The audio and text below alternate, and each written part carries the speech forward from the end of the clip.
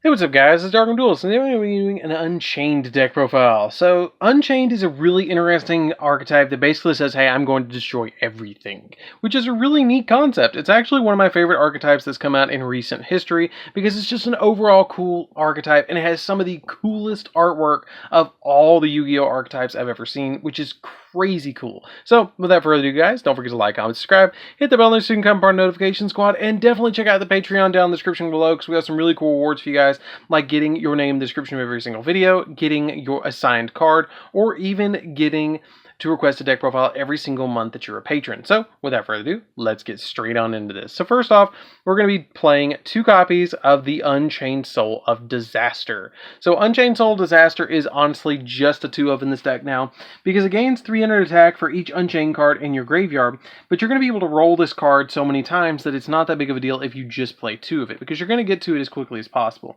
But it has the effect of that you can target one face-up monster your opponent controls, and immediately after this card resolves, link summon a dark monster using only this card you control and that opponent's monster as a material. And if this card, if a card on the field is destroyed by battle or by card effect, you can target an Unchained monster in your graveyard and special summon it. Which is a really cool card if this card is on the field. I like that ability. It's really easy to get out of the deck because of the twins and your Sorama, which is the other twin, the third twin, which is weird, but hey, you know, whatever.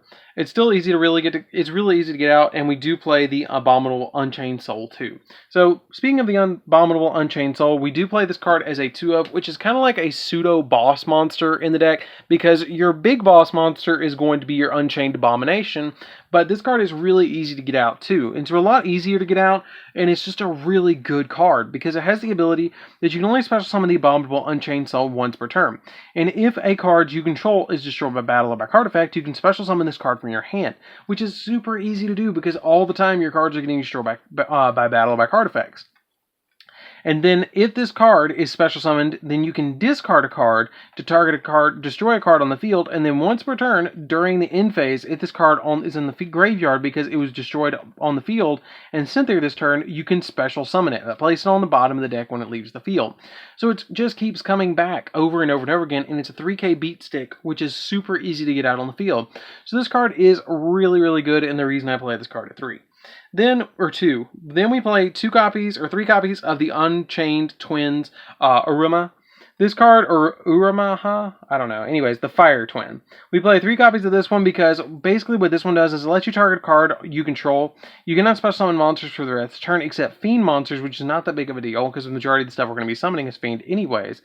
And then if you do, special summon this card from your hand. And if this card on the field is destroyed by a card effect except by another copy of itself, or by battle, then you can special summon one Unchained monster from your hand or deck, which is really cool because it replaces itself and puts one of the Abominable Unchained Souls on your, or not Abominable, but the Unchained Souls on your side of the field, which is the Disaster.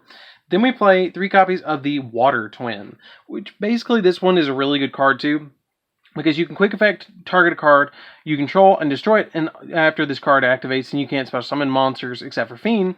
And if this card on the field is destroyed by card effect, then you can, or by battle, then you can special summon a Unchained monster from your hand or deck, which is a really good effect. So basically they all float, which is really helpful.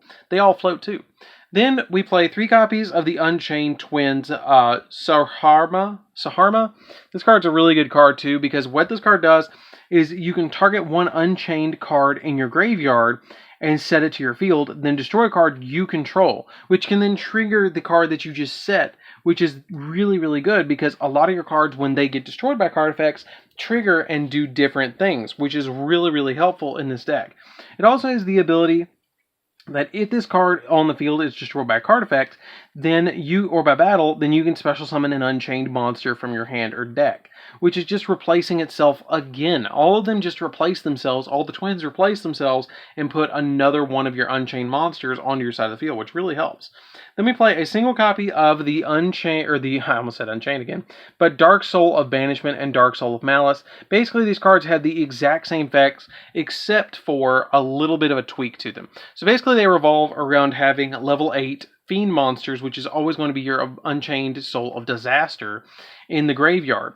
And what they do is when your opponent activates a card effect or declares an attack, card effect or attack, then you can quick effect send this card from your hand to the graveyard to target a level 8 monster, Fiend monster in your grave and special summon it but negate its effects. And they both have the same effect of if a level 8 Fiend monster is in your graveyard while this card is in your graveyard, you can add this card to your hand. But the really cool thing about the banishment's effect is that if they attack, you send it to the graveyard and then you change the attack target to the monster that you special summon. Or negate the effects, but change the attack target to it and perform damage calculation. Which, if they're attacking into a 3k defense wall, it's not going to end well. Then we play 2 copies of Tour Guide of the Underworld. Tour Guide is something that I really like in this deck because it's essentially a 1-card normal summon that's going to get you into an Unchained Soul of Rage. Because it just basically requires you to use a Unchained monster and another monster on the field, which can be a Tour Guide and a copy of your Sorima. Then, for the last 3 monsters of the main deck, we're going to be playing 3 copies of Ash Blossom just to have to not deal with our opponent's stuff while we're destroying all their hopes and dreams. So that's it for the monsters, guys. Let's get into the spells. So for the spells, as soon as I get these up, we're going to be playing 3 copies of Call by the Grave. You guys knew it was coming, but 3 copies of Call by the Grave, basically so we don't have to deal with our opponent's cards while we're trying to search our deck after destroying one of our cards, because it would really suck if we went, destroyed one of our cards and then didn't get to resolve it because they banished or activated like an Ash Blossom or something like that. 2 copies of Twin Twister because we can pop Speller Traps on our opponent's side of the field, but also we can pop our own to trigger their effects to be able to, get additional abilities.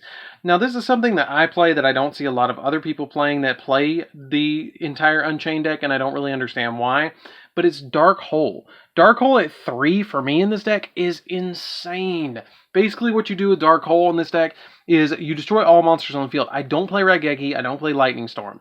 I actually prefer Dark Hole over Lightning Storm. I know that sounds a little bit crazy, but what you're doing with this is you're basically being able to destroy your own cards as well, which is really beneficial. Because if you destroy your own cards, then they all trigger. Like if you go first turn and normal summon out one of your Unchained Twins, and then set a couple of back row, activate Twin Twister, pop a card on your opponent's side of the field or 2, and then pop a card on your side of the field. If you can pop one on yours and one on your opponent's, then you trigger yours and destroy theirs. And then if you activate Dark Hole, you destroy all monsters they control, summon disasters, and then you can go from there. And you have a lot of different plays from there because basically you're ridding their field and getting out monsters on your side of the field. It also triggers your Abominable Unchained Soul because then you can special summon it to your side of the field and attack your opponent directly for 3,000. Then we play 3 copies of Abomination's Prison. Abomination's Prison basically lets you add an Unchained card from your deck to your hand, and if this card is destroyed by a card effect, then you can special summon an Unchained monster from your deck, which is another reason why we play this card as a 3 of. Then we play 3 copies of Wailing of the Unchained Soul. Wailing of the Unchained Soul is a really good card in this deck because if you link summon an Unchained monster, you get to target a card on the field and destroy it. And if this set card is destroyed, then you get to special summon an Unchained monster from your deck. You can really start swarming on your opponent. So that's it for the spells, guys. Let's get into the traps. So for the traps, we're going to be playing 3 copies of Escape of the Unchained. And then we're going to be playing 3 copies of the Abominable Chamber of the Unchained. So basically what these cards do is they let you target an Unchained. With the Escape of the Unchained, they let you target an Unchained monster that you control and 1 card on the field and destroy both. And if this set card is destroyed by a card effect, then you can special summon an Unchained monster from your deck. The other card, the Chamber of the Unchained, lets you special summon a Unchained monster from your hand or graveyard, and if this set card is destroyed, then you can special summon an Unchained monster from your deck. So they all trigger letting you special summon Unchained monsters from the deck, which, if you play your cards right, you can special summon like all 4 of them on a single turn. So that's it for the main deck, guys. Let's get into the extra deck. So for the extra deck, we're going to be playing 3 copies of the Unchained Abomination. So Unchained Abomination is an insane boss monster. What this card does is basically, if a card on the field is destroyed by a card effect, except by an Unchained Abomination, you target a card on the field and you destroy it. Okay, that's the first time to destroy something. Second time is, when another monster is destroyed by battle, you can target a card on the field and destroy it. Okay, that's 2. And then during the end phase, just because it can, it destroys something. Because why not? Because this card basically destroys every single turn 3 cards, which is insanely good. You're just popping cards left and right on your opponent to the point they have no advantage, and you can also pop your own back row to special summon out monsters from your deck, which is crazy good. This card is insane, and I will probably either play this card at 2 or 3. If you think 3 is too much for you, you can actually bump this card down by 1 and play any other Link monster that you want, but this deck basically only has access to Link monsters or rank 3s, which I didn't want to play Break Sword because it feels like a minus with Break Sword because I'm popping the Break Sword that I put 2 monsters into, plus the Break Sword to pop 1 card on my opponent's side of the field, and I'm not getting any value out of it, so I don't like it in this particular deck. And then we play 3 copies of Unchained Soul of Anguish.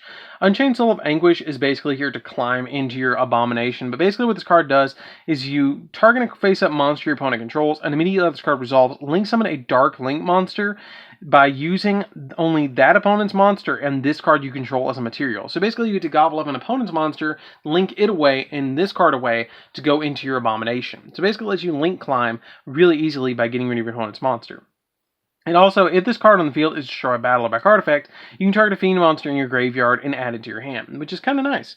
3 copies of Unchained Soul of Rage, which is one of the best starters in the entire deck. But basically what you're doing is you're going to this card first, and then during your opponent's main phase, you can quick effect, target a face-up special summon monster your opponent controls, and immediately this card resolves, link summon a dark monster, except an Unchained Soul of Rage, by using only that opponent's monster and this card as a material, which lets you climb into Anguish, which is really cool.